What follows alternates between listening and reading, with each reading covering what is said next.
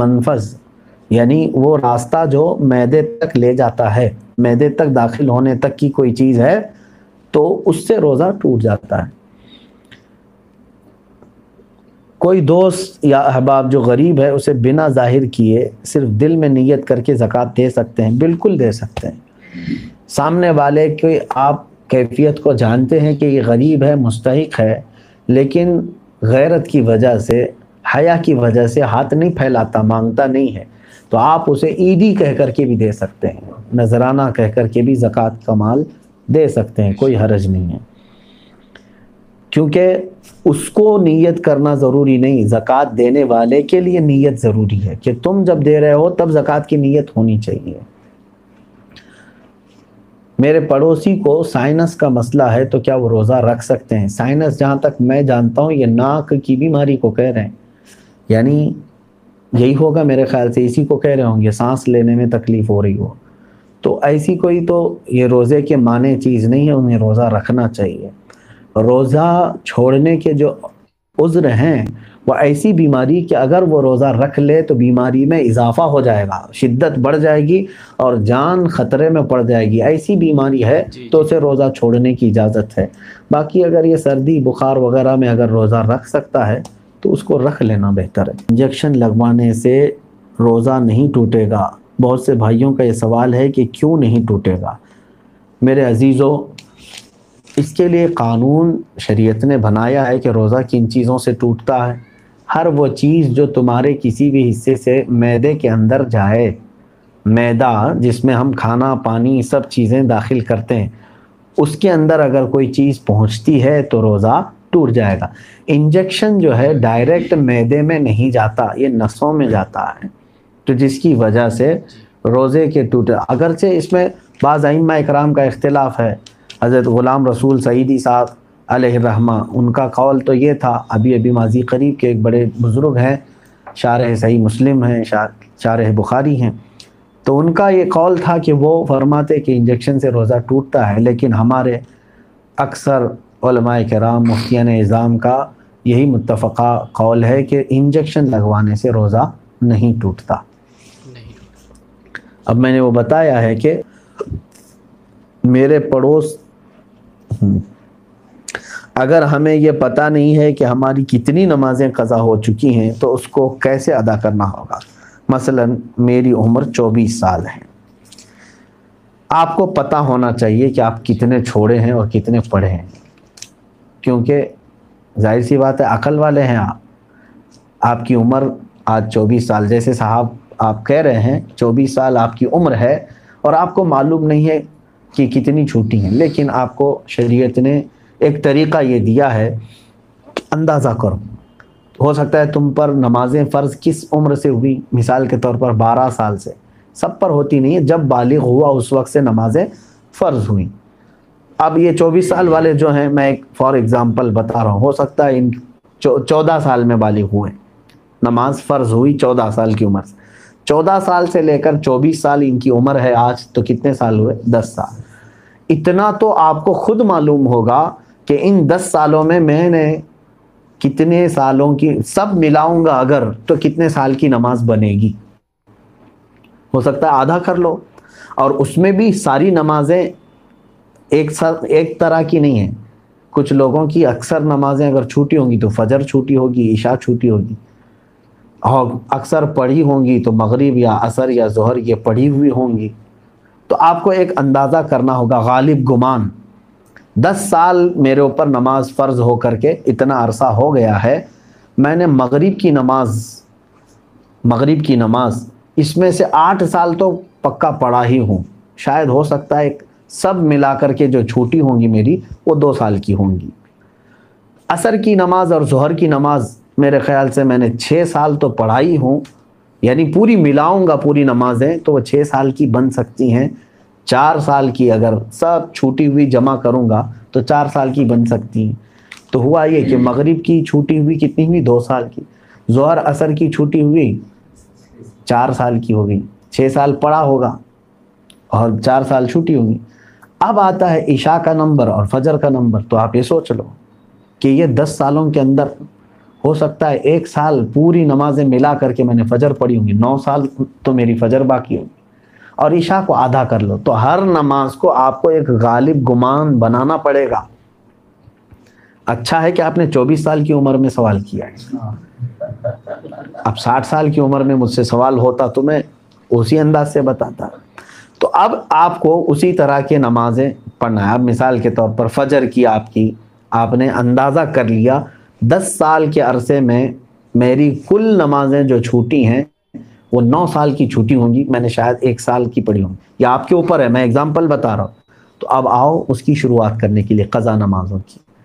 اب فجر کو پہلے کمپلیٹ کرنا چاہیں اس کو کر سکتے ہیں، ایک ایک نماز کو بھی پکڑ کر کے کرنا چاہیں تو کر سکتے ہیں۔ اب میں نے صبح شام کنٹینیو فجر کی قضا شروع کر دی، دن میں 50 رکعتیں پڑھ لی، 50 رکعتوں کا مطلب ہوا 25 دن کی فجر کی نماز قضا ہو گئی۔ اب اس میں شریعت نے آسانی بھی تمہیں دی ہے، قضا نمازیں صرف اور صرف فرض نمازوں کی قضا ہوگی، کسی بھی سنت اور نفل کی قضا نہیں ہے۔ فجر کی 2 رکعت قضا، ظہر کی 4 رکعت قضا، عصر کی 4 رکعت قضا، مغرب کی 3 قضا، عشاء کی 4 فرض اور 3 وتر کی قضا، کل ملا کر کے کتنی ہوتی؟ 20 رکعت۔ 20 رکعتیں دن کی ہوتی ہیں، لیکن ابھی میں چل رہا ہوں فجر کی۔ اب ہو سکتا ہے آپ یہ سوال کریں گے کہ میں نیت کیسے کروں، کون سے دن کی، سنیچر کی، اتوار کی، پیر کی، منگل کی، کون سی؟ ظاہر سی بات ہے اب آپ کے پاس اندازہ ہی نہیں ہے کہ کون سے دن کی چھوٹی ہے۔ اس کے لیے بھی شریعت نے یہ چھوٹ دی ہے کہ آپ جب نیت کریں گے یوں نیت کریں، اے اللہ میں اس فجر کی 2 رکعت فرض نماز قضا کی نیت کیا جو میری زندگی میں پہلی چھوٹی ہے۔ کیا نیت کریں گے آپ؟ میں نے اس فجر کی 2 رکعت فرض نماز قضا کی نیت کیا جو میری زندگی میں سب سے پہلے باقی ہے۔ ہر 2 رکعت پہ یہی کہنا ہے آپ کو، کیونکہ جب وہ ادا ہو جائے گی تو جو پہلے ہے وہ ہی آتی جائے گی۔ تو 9 سال کی قضا ہونے تک آپ کو یہی نیت کرنا ہے جو میری زندگی میں پہلی باقی ہے۔ ظہر کی بھی کرنا ہے یہی، میں نے اس ظہر کی 4 رکعت فرض نماز قضا کی نیت کیا جو میری زندگی میں پہلی باقی ہے، یعنی ترتیب میں اب جو پہلی باقی ہے اس کی میں نے نیت کر لیا، پھر اس کے بعد یہ آتی جائیں گی۔ اب مثال کے طور پر 100 نمازیں آپ کی ہیں، آپ نے نیت کر لیا میں نے اس ظہر کی 4 رکعت فرض نماز قضا کی نیت کی جو میری زندگی میں پہلی باقی ہے، تو 100 پہلے نمبر والی ہو گئی، اس کے بعد 99 بچے، لیکن جو دوسرے نمبر پر تھی نماز اب وہ کون سے نمبر پر آ جائے گی؟ پہلے نمبر پر آ جائے گی نا پھر سے۔ تو ہمیشہ یہی نیت کرتا جائے گا جب تک کہ وہ 100 پوری نہ ہو جائے۔ نیت بھی آپ کو سمجھ میں آ گئی قضا کے لیے۔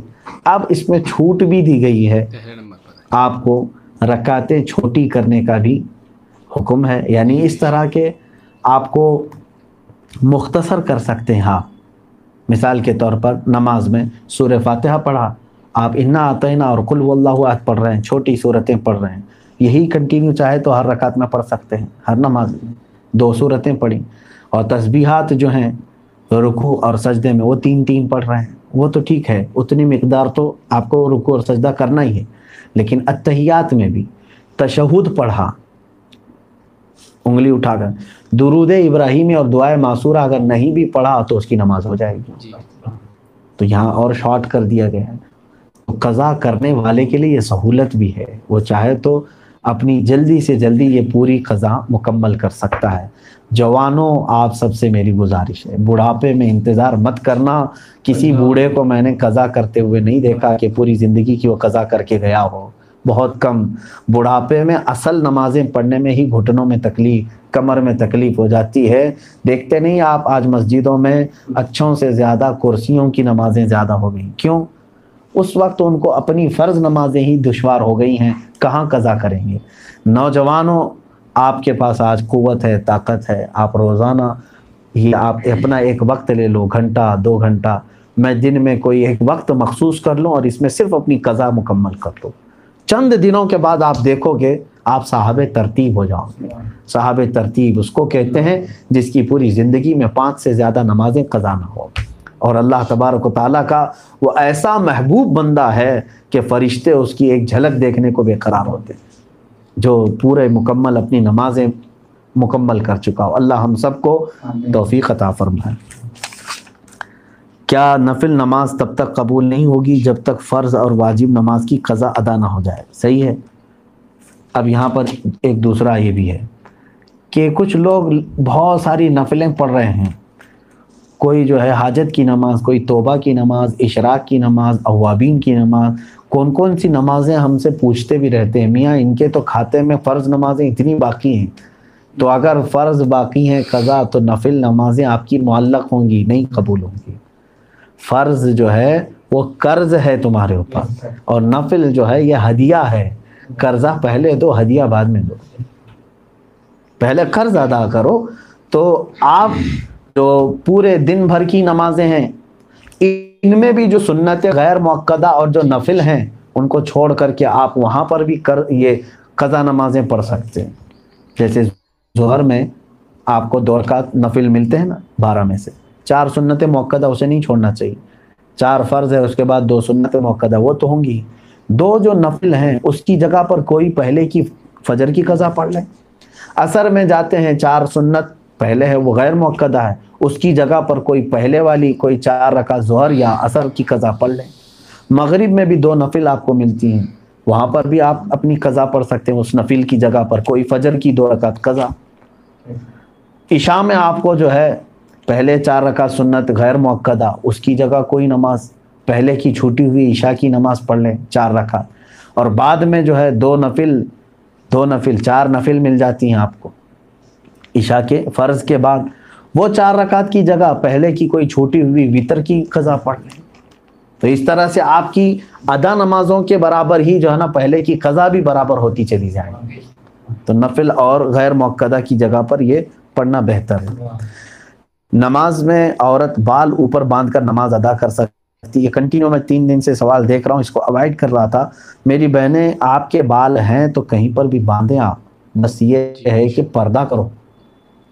اب کچھ نے یہ سوال کیا ہے کہ اوپر باندھیں، کیسے بھی باندھیں، چوٹیوں کی تو آپ کے 1000 ڈیزائن ہیں، کوئی بھی چوٹی باندھ لیں، لیکن شرط یہ ہے کہ بالوں کو ظاہر نہ کریں، بس یہ ہے کہ بے پردہ نہ ہو، اتنا احتیاط ہونا چاہیے۔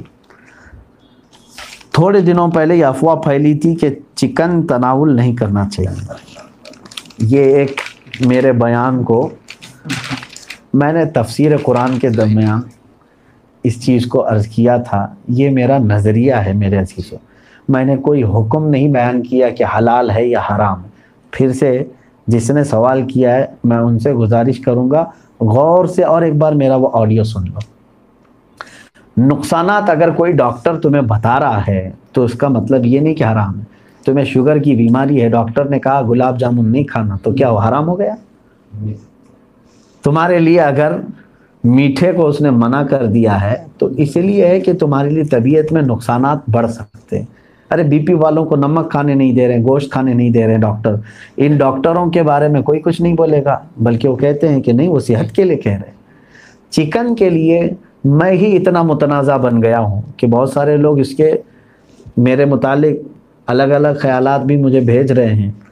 میرے عزیزو، آپ اگر تحقیق کرنے جاؤ، آپ دیکھیں گے امریکہ کی کئی یونیورسٹیاں اور بہت سارے ادارے انہوں نے خود تحقیق کر کے یہ اپنے تحقیقات شائع بھی کی ہیں، اور ہندوستان کے مایہ ناز اخبارات میں بھی یہ خبریں آئی ہیں کہ جو ابھی فارمنگ ہو رہی ہے چکن کی، یہ طریقہ ہانیکارک ہے۔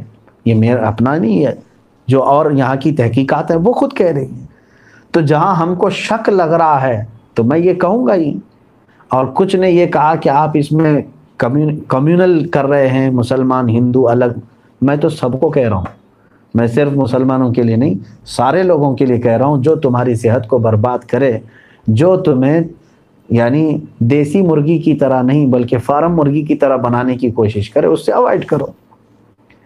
یہ چیز میری طرف سے میں نے کہا تھا کہ اس کے نقصانات ہو رہے ہیں اس کی وجہ سے، ورنہ حرام نہیں ہے، ہم بھی کھا رہے ہیں آج بھی، جتنا ہو سکتا ہے بچنے کی کوشش کر لیتے ہیں، کم سے کم کرنے کی کوشش کرتے ہیں، ایسا نہیں ہے کہ یہ حرام ہے۔ اس طرح سے ہمارے علاقے میں جب ہبلی میں کافی سال پہلے میں نے تفسیر میں ایک حدیث پاک بیان کیا تھا کہ گائے کے گوشت کے متعلق حدیث پاک میں یہ بات آئی ہے، اس کے دودھ میں بیماری ہے.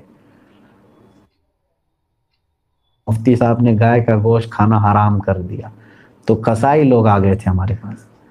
انہوں نے کہا تھا کیا آپ نے ایسا کہا ہے؟ غور سے سنیں, بات جتنی کہی جائے اتنے ہی کو آپ رکھیں, اس کو توڑ مروڑ کر یا مرچ مسالہ لگا کر لوگوں تک نہ پھیلائیں. اور کچھ یوٹیوب والے چینل چلانے والے, ان کو بھی میں دیکھ رہا ہوں, کچھ بیانات کو وہ ہمارے کراپ کر کے کٹ کر کے اور ایسی خطرناک ہیڈنگ ڈالتے ہیں کہ لوگ دیکھتے ہی سہم جائیں کیا یہ ایسی بات ہو سکتی ہے. جبکہ آپ آگے پیچھے کی بات سنیں گے آپ کو خود پتہ چلے گا کہ ہم کیا کہنا چاہ رہے ہیں. اس لیے یہ چکن والی جو ویڈیو ہے یا آڈیو ہے پھر سے آپ سنیں گے تو آپ کو تسلی ہو جائے گی. اگر امام وطر میں دعائے قنوت پڑھنا بھول گئے اور پیچھے سے کوئی مقتدی نے لقمہ دیا تو کیا کرے؟ لقمہ لے لے, واپس قیام میں لوٹ گئے تو کیا حکم ہوگا؟ دونوں چیزیں دیکھیں. وطر میں قنوت پڑھنا واجب ہے. تیسری رکعت میں امام کو ہاتھ پھر سے دوبارہ تکبیر باندھ کر کے قنوت پڑھنا واجب ہے.